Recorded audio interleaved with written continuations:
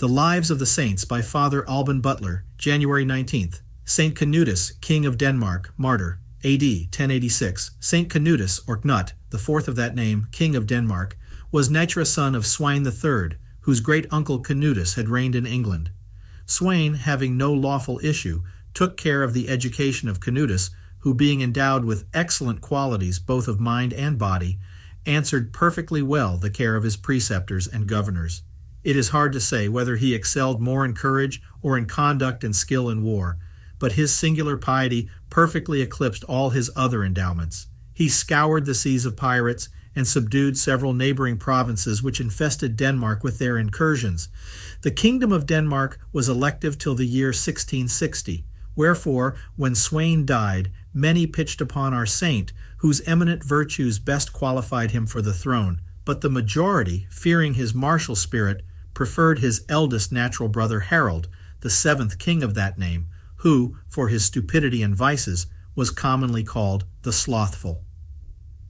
Canutus retired into Sweden to King Halsten, who received him with the greatest marks of kindness and esteem, but the king could never induce him to undertake any expedition against Denmark. On the contrary, the Christian hero employed all his power and interest in the service of his country. Harold dying after 2 years' reign, Canutus was called to succeed him. Denmark had received the Christian faith long before, some say in 826, but wanted a zealous hand at the helm to put the finishing stroke to that good work. Saint Canutus seems to have been pitched upon by Providence for this purpose.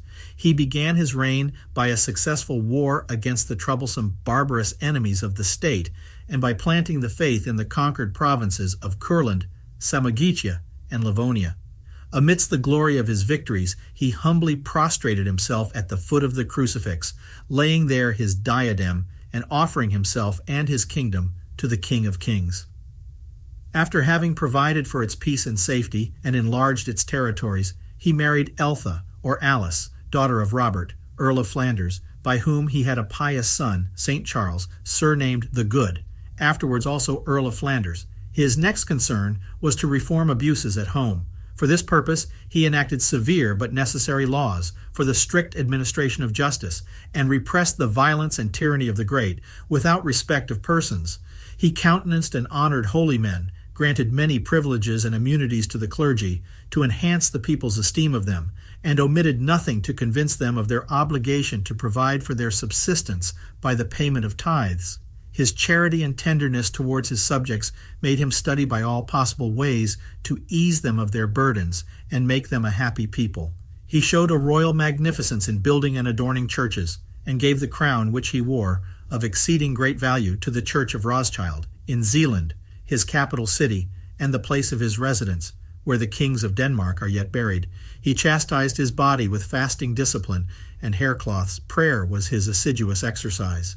When William the Conqueror had made himself master of England, Canutus sent forces to assist the vanquished, but these troops, finding no one willing to join them, were easily defeated in the year 1069.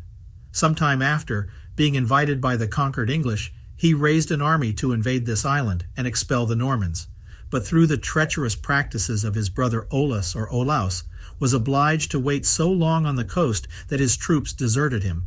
The pious king, having always in view the service of God, and judging this a proper occasion to induce his people to pay tithes to their pastors, he proposed to them either to pay a heavy fine by way of punishment for their desertion, or submit to the law of tithes for the pastors of the church.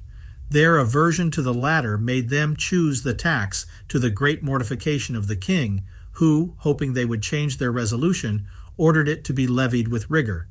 But they, being incensed at the severity of the collectors, rebelled. Saint Canutus retired for safety into the Isle of Fionia, and was hindered from joining his loyal troops by the treachery of Blanco, an officer who, to deceive him, assured his majesty that the rebels were returned to their duty. The king went to the church of Saint Alban, the martyr, to perform his devotions, and return God thanks for that happy event. This the rebels being informed of by Blanco, they surrounded the church with him at their head. In the meantime, the holy king, perceiving the danger that threatened his life, confessed his sins at the foot of the altar with great tranquility and resignation, and received the Holy Communion. His guards defended the church doors, and Blanco was slain by them.